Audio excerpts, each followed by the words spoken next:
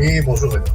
Merci d'être avec nous en direct dans ce grand journal sur Radio J. Vous êtes ancien officier des renseignements militaires israéliens et vous avez également été conseiller politique et diplomatique de Yitzhak Rabin. Et c'est à ce double titre que nous sommes ravis de vous avoir aujourd'hui avec nous sur Radio J. Antony Blinken, le chef de la diplomatie américaine, est donc rentré aux États-Unis, bredouille, sans accord pour la libération des otages. Ce qui fait obstacle côté israélien, c'est ce fameux couloir de Philadelphie sur lequel Israël veut garder le contrôle. Pourquoi est-ce que c'est si important ? Écoutez, du point de vue militaire, il y a une logique à l'entêtement de Netanyahou de vouloir rester sur l'axe Philadelphie, puisque c'est l'axe qui sépare qui sépare l'Égypte de la bande de Gaza, et c'est l'axe qui permet aussi aux Palestiniens, aux Gazaouis, de s'infiltrer et le trafic illégal d'armes et d'autres de passer à travers l'Égypte. On sait très bien qu'il y a eu là-bas plus de 110, 115 tunnels qui avaient été creusés, dont certains sont de taille à permettre des voitures de passer sous terre. Donc, et on sait que ces tunnels-là étaient tout simplement l'accès vital du Hamas, qui permettait au Hamas de se ravitailler, de se fournir en armement.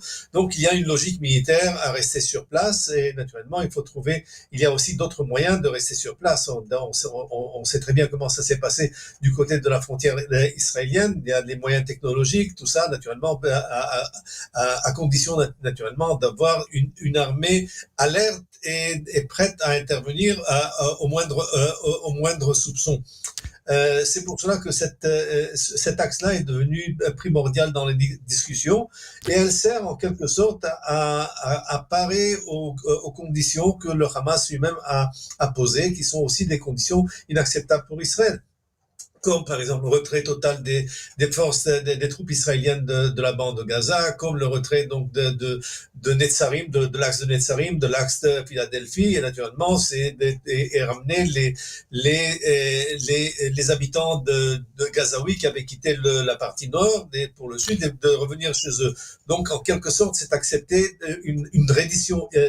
Israël devrait accepter une reddition face au Hamas, comme si jamais le 7 octobre ne s'était jamais passé. Jacques Néria, vous l'avez dit, il y a aussi d'autres moyens pour surveiller ces actes. Dans la perspective de ce que vous nous avez dit, et au niveau stratégique et sécuritaire surtout, l'importance pour Israël de se maintenir dans ces zones, certains responsables sécuritaires disent aussi on peut arrêter les combats, on peut se retirer de certaines zones, ça ne nous empêchera pas d'y retourner après et de faire le travail. Qu'en pensez-vous ? Écoutez, il est très clair que c'est une position qui est défendable, c'est-à-dire que nous nous retirons, et puis s'il y a le moindre incident, la moindre information qui est pointue sur quelque chose, sur un objectif, eh bien on intervient. C'est ce qui se passe aujourd'hui. La troisième phase, je dirais, de la présence militaire israélienne dans la bande de Gaza. Nous ne sommes pas sur toute la bande de Gaza.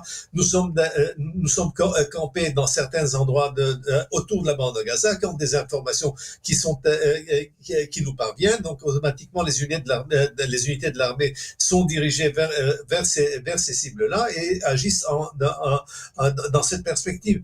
Donc je dirais, il y a une logique à cela. Cette logique est tout simplement d'essayer de trouver surtout, je dirais, ce que vous êtes en train de soulever, c'est le fait qu'il faut en terminer avec la bande de Gaza, puisque je dirais, la force militaire du Hamas a été détruite. Le squelette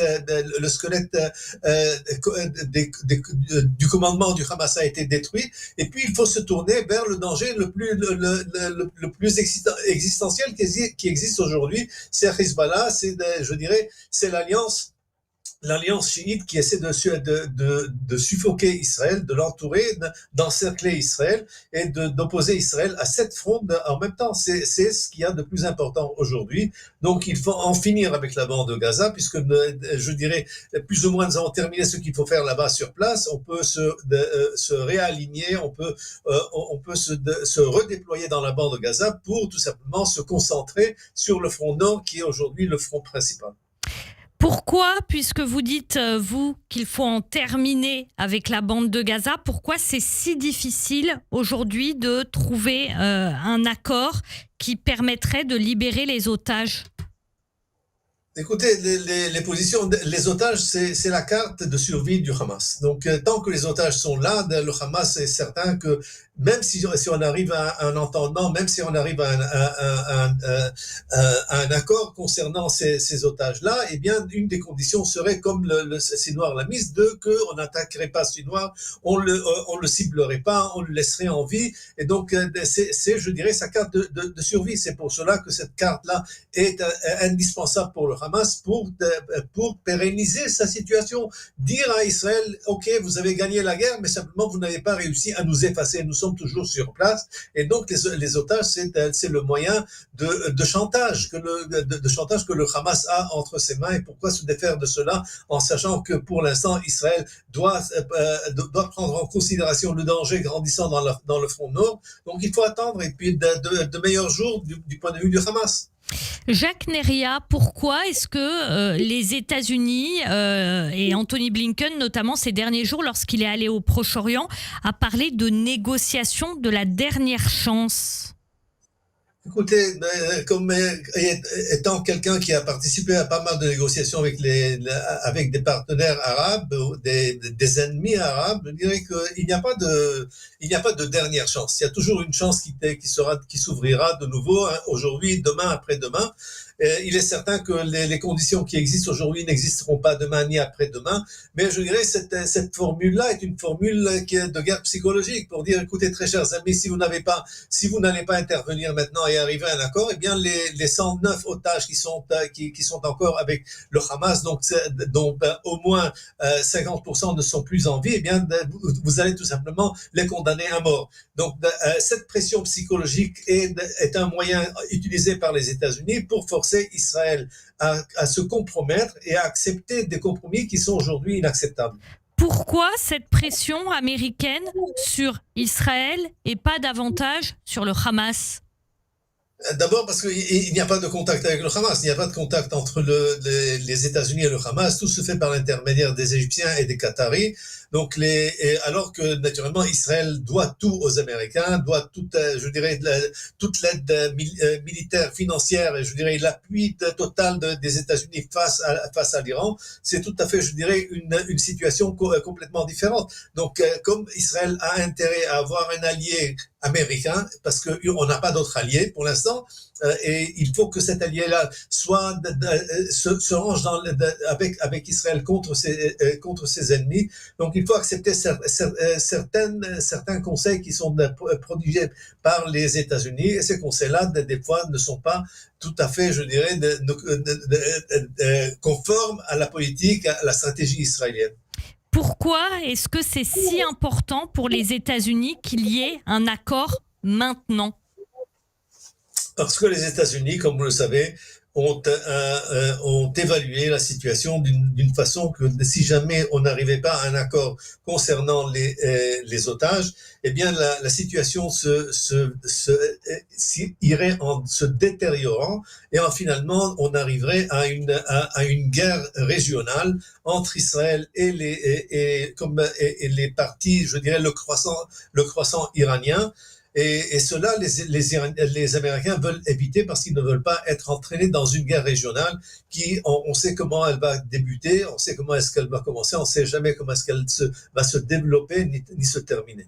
Cette guerre régionale n'a-t-elle pas déjà commencé puisque Israël, dans le nord, est bombardé sans arrêt avec des roquettes, même plus d'une centaine de roquettes. Il y a eu encore un Israélien qui a été blessé. Cette guerre régionale, tout le monde appelle à ne pas enclencher le cycle de la violence, mais elle existe déjà. Eh bien, vous êtes en train de dire un Israélien a été tué. Est-ce que c'est une guerre ? ce n'est pas une guerre pour l'instant. Donc, ce sont des journées de combat qui se passent entre nous et le Hezbollah. C'est une guerre d'usure que le Hezbollah essaie d'imposer sur Israël et qu'Israël accepte pour l'instant. Israël a accepté pour l'instant parce qu'Israël ne veut pas pour l'instant débuter ou prendre l'initiative d'une guerre totale contre le Hezbollah. Et donc, on se retrouve, je dirais, dans une situation où pas tous les partenaires ne participent à cette guerre-là. On ne voit pas encore, par exemple, les milices pro-iraniennes qui sont stationnées au Golan, les Pakistanais, les Afghans, le Hajj des Shab irakien, les gardiens de la révolution iranienne, on ne les voit pas sur le terrain pour l'instant. Et même s'ils sont sur le terrain, ils ne sont pas en train d'agir. Donc ce sont des tirs sporadiques à partir des autres milices. Et le Hezbollah a, je dirais, son compte à rendre avec Israël parce qu'Israël a tout simplement est en contact direct, est en confrontation directe avec le Hezbollah. Et pour l'instant, le Hezbollah et Israël font très très attention à ne pas dépasser des lignes rouges et à ne pas à ces lignes rouges qui risqueraient, je dirais, d'entraîner Israël et le Hezbollah dans une guerre totale. Pourquoi est-ce que le Hezbollah dit, si jamais un accord est trouvé avec le Hamas sur la libération des otages et un cessez-le-feu à Gaza, nous, le Hezbollah, on arrête tout? Pourquoi ils disent ça?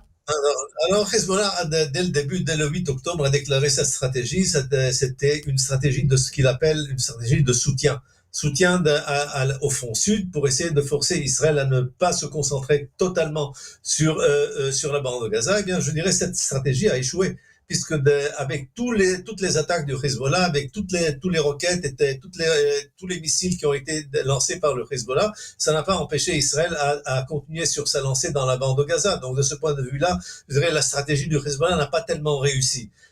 Et donc, en résumant ce fait-là, je dirais la politique adoptée par Hezbollah a porté plus de mal aux Libanais qu'à Israël. Naturellement, je ne parle pas du fait que naturellement nous avons 60 000 personnes qui ont évacué leur localité dans la frontière nord, mais regardons un tout petit peu du côté libanais ce qui se passe. Il y a 120 000 Libanais qui ont été déplacés, il y a plus de 8 000 habitations qui ont été détruites, il y a plus de 600 combattants des terroristes du Hezbollah qui ont été tués. Le commandement les commandants du Hezbollah sont ciblés un après l'autre. Et naturellement, Fouad Choukr, un des fondateurs de l'aile militaire du Hezbollah, a été éliminé à Beyrouth même. Donc je dirais, et puis il y a les attaques que l'armée israélienne est en train de mener au fond, en profondeur libanaise, du côté de Baalbek, du côté de Hermel, sur des sites stratégiques. Je dirais le Hezbollah n'est pas tellement, je dirais,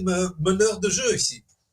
Jacques Neria, vous avez été conseiller politique et diplomatique de Yitzhak Rabin. À l'époque, les attentats suicides battaient leur plein. Là, il y a quelques jours, le Hamas a annoncé qu'il allait reprendre ces attentats suicides. Comment vous fait réagir cette annonce ? Écoutez, il est très clair que c'est une déclaration qui doit nous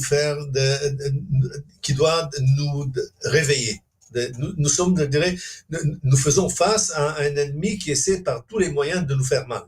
Donc, n'oublions pas que depuis déjà pas mal de mois, je dirais même depuis le début de la guerre, nous avons vu des événements où des terroristes palestiniens sont entrés près d'une synagogue, ont opéré un carnage dans une synagogue, attaqué par-ci, attaqué par-là. Donc là, quelle est la différence entre quelqu'un qui va se suicider ou quelqu'un qui commet un acte de terrorisme et dont le résultat est plusieurs morts israéliens. Donc, de ce point de vue-là, il n'y a pas de nouveauté sous le ciel.